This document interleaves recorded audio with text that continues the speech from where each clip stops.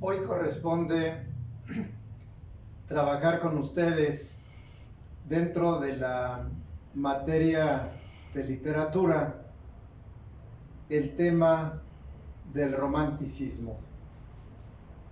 Si ubicamos este movimiento artístico, literario, lo vamos a enmarcar dentro de lo que es la primera parte del siglo XIX. El movimiento anterior, que fue el movimiento neoclásico, que había surgido en Francia en el siglo XVIII, viene a determinar como elemento característico el regresar a los modelos clásicos, estableciendo la normatividad y posteriormente la razón. Con el movimiento romántico en la primera parte del siglo XIX, 1800-1840, vamos a tener un movimiento artístico como establece el organizador, literario, filosófico, donde la razón es una fuerza infinita que habita en el mundo y lo domina. Como ustedes pueden observar, ya no es la razón finita que establece el neoclásico, la razón humana, que todo lo puede, sino que ahora trasciende esa razón finita para llegar casi a lo absoluto, a lo infinito. Podemos ver entonces que este rasgo del romanticismo va más allá de lo material para incrustarse en el plano de lo espiritual. La palabra romántico viene de la estructura román, que significa fantástico o novelesco. Este movimiento que se va a oponer al neoclásico va a presentar las siguientes características. Primero, ante las reglas frías del neoclasicismo, el romanticismo establece la libertad y el sentimiento. Ante la visión opresora de la reglamentación, viene ahora la libertad. Ante la visión y la frialdad del producto neoclásico, el romanticismo va a apostar por el sentimiento. Vemos entonces que si el neoclásico encuentra en Grecia principalmente su foco de inspiración, en el movimiento romántico va a ser justamente la Edad Media su ámbito de inspiración. Quizá nos preguntemos por qué la Edad Media, por su sentido espiritual, por el sentido de problemática entre el bien, que es la luz, y el mal, que es la oscuridad y las tinieblas. Para el romántico, esta temática va a ser sumamente importante. De ahí pues que ya no estamos hablando de una razón finita, sino de una razón infinita que se va a manifestar en la historia. ¿Por qué el romanticismo exalta el dolor, la felicidad y el mal? Porque son elementos fundamentales del yo interno, porque son proyectos de la espiritualidad humana, o dicho de otra manera, que afectan el ángulo de la espiritualidad. Hablar del romanticismo es hablar del foco de origen que fue Alemania, a través de un movimiento, el Sturm und Drang, que fue un movimiento artístico denominado la fuerza, el ímpetu y el ataque, a través de los sentimientos, a través del yo interior. Y este origen alemán lo van a sostener los siguientes autores: Fichte, Schelling, Hegel y, desde el punto de vista literario, Novalis. Para Fichte, identificó la razón con el yo infinito. Ya lo hemos mencionado con anterioridad. No es la razón mediata ni la razón humana, sino la razón que va más allá.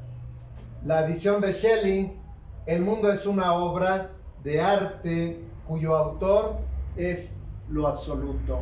Aquí ya vemos la trascendencia, ya vemos el elemento no tangible que entra a formar parte del arte. Por lo tanto, llega finalmente a decir que la mejor manifestación de lo absoluto se encuentra en la producción artística. Hegel, que es uno de los ideólogos de esta primera parte del siglo XVIII, establece que la esencia del mundo no es la materia, sino el espíritu. La visión hegeliana en relación con la historia de síntesis o tesis, antítesis y síntesis, la dialéctica de contrarios que va a dar como consecuencia la realización.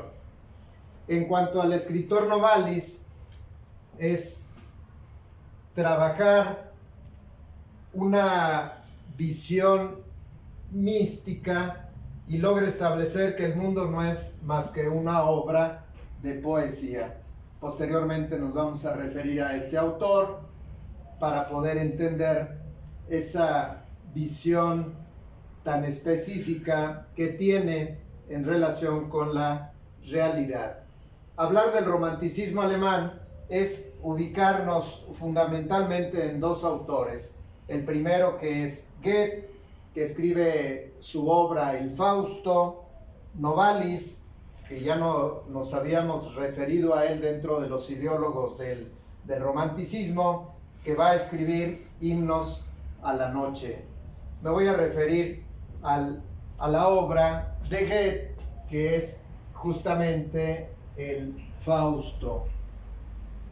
La creación de la obra El Fausto no es más que retomar una tradición alemana que aparece en el siglo XVI. Aparece el primer Fausto alemán. Posteriormente, Marlowe, que es un escritor inglés, retoma la temática fáustica, y en la primera parte del siglo XIX, Goethe trabaja nuevamente esta temática tan interesante para él y que viene a crear el mito fáustico. Posterior a Goethe vienen otras producciones, el Fausto de Paul Valéry, y cierra esta tradición en relación con la temática fáustica con la producción de un escritor alemán, Thomas Mann, que también trabaja el mito fáustico. ¿Cuál es la esencia de este mito? El Fausto, y la palabra Fausto significa el bueno, es un personaje, en el caso del Fausto de Goethe, que se ha dedicado a la investigación en beneficio de la humanidad. Y llega el momento en que su vida llega a la parte de la senectud. Y entonces él comienza a reflexionar que no vivió su juventud. La primera parte del texto, el demonio pide al Señor tentar al doctor Fausto, y el Señor le da permiso a Satanás para que lo tiente, sabedor de que su siervo Fausto va a permanecer en la doctrina. Se ve entonces la dependencia, el diablo de Dios, el diablo como el elemento que viene a servir para reafirmar los caracteres humanos, y le da toda la libertad para hacerlo.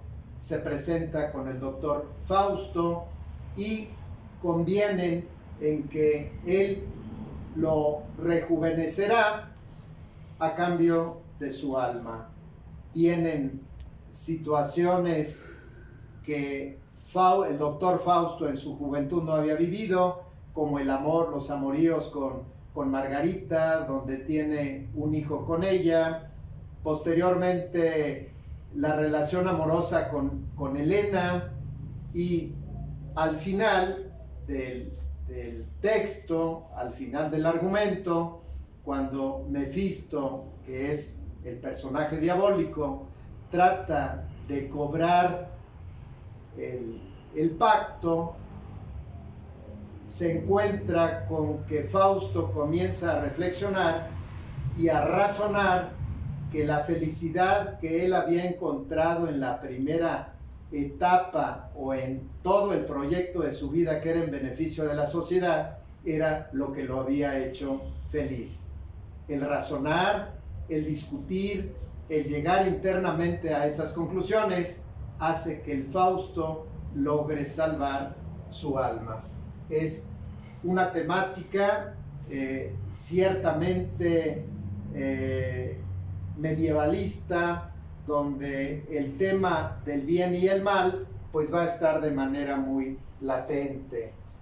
En relación con Novalis, es un caso extraordinario y extraordinaria su vida, porque se enamora de una joven de 13 años. Esa joven va a ser motivo de su obra poética. A los 2 años de conocer a Novalis, la joven muere, y posteriormente, años después, Novalis también encuentra la muerte. La temática que plantea en su obra Los himnos a la noche no es otra cosa más que el establecer la tesis que la noche es la antesala del amanecer, y el amanecer como elemento de resurrección. A través de los himnos a la noche encontramos el trasfondo de su amada a través justamente de los textos. La temática del amor, la temática de la mujer y la muerte son los grandes temas que va a explotar el romanticismo en la primera parte del siglo XIX. Quiero comentar también que mientras Francia en la etapa anterior se había enfrascado en la temática de la Revolución Francesa o había vivido la Revuelta Francesa, también existe el romanticismo francés. El romanticismo que viene a trabajar este filón amoroso. En el caso específico, la obra Los Miserables, que está ubicada dentro de la temática del romanticismo, todavía con las reminiscencias de la Revolución Francesa. Pero, ¿qué pasa en España? En España nos vamos a encontrar con 3 autores claves: José Zorrilla, Gustavo Adolfo Bécquer y Ramón de Campoamor. Con José Zorrilla aparece el mito de Don Juan. Esta temática que ya había sido trabajada en el siglo de oro español con el escritor Tirso de Molina en su obra El burlador de Sevilla, y que ahora José Zorrilla la va a trabajar justamente con el nombre de Don Juan Tenorio. El argumento es muy conocido por nosotros. Don Juan Tenorio y don Luis Mejía, que hacen un pacto, hacen una apuesta para ver quién de los dos violenta o viola a mayor número de jóvenes en España, y hacen el pacto en un año. Llegan a la hostería de Butarelli, porque se cumple justamente el año, para sacar cuentas, y a la hora que hacen el recuento, don Juan Tenorio tiene un número considerable de jóvenes violentadas, y se puede decir que gana la apuesta. Don Luis Mejía, incrédulo ante la situación, se queda petrificado cuando el Tenorio le da la advertencia: don Luis Mejía, usted va a contraer nupcias, pues doña Ana de Pantoja dormirá con don Juan Tenorio. El texto teatral abunda en situaciones de personalidad del personaje español, donde después de dar muerte a don Luis Mejía, el Tenorio establece la frase tan conocida que nos da a entender la psicología y la patología del personaje. Y recuerden ustedes los versos: toqué al cielo y no me oyó, y pues sus puertas me cierra, de mis pasos en la tierra responda el cielo y no yo. Enamora a una joven novicia, y al final de la obra, cuando se presagia que el Juan Tenorio va a recibir el castigo eterno por intercesión de esa joven que es doña Inés, el Juan Tenorio logra salvar su alma. Se crea entonces, a partir de la producción de Zorrilla, el mito de Don Juan. La temática de Bécquer es la temática característica del movimiento al cual estamos trabajando, la temática del amor, la mujer y la muerte. De Bécquer son las rimas y leyendas, la conocida rima de volarán las oscuras golondrinas a tu balcón sus nidos a colgar, pero aquellas que escucharon nuestros nombres no volverán. Temática 100% amorosa, que va a dar una de las características importantes a este escritor excelso de la literatura española, como es Gustavo Adolfo Bécquer. Además de las rimas, trabaja tradiciones y leyendas españolas, como la leyenda de Maese Pérez, el organista. Y voy a cerrar con Ramón de Campoamor, que es otro de los escritores del romanticismo español. De él conocemos las humoradas que son pequeños versos que llevan al lector a reafirmar la temática, pero al mismo tiempo a crear en cierta manera hilaridad. Recordarán las famosas humoradas: si no quieres tu paz ver alterada, cree mucho en Dios y en las mujeres nada. Con esto cierro la temática del romanticismo, que va a extenderse a otros países.